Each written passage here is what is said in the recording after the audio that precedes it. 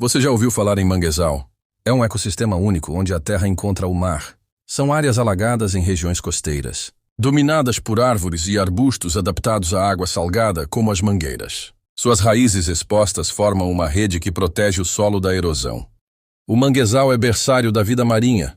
Peixes, caranguejos, moluscos e aves dependem dele para se alimentar, se abrigar e se reproduzir. Comunidades tradicionais vivem do mangue, pescando e coletando. Ele é fonte de renda e cultura, mas ele está ameaçado por desmatamento, ocupação e urbana.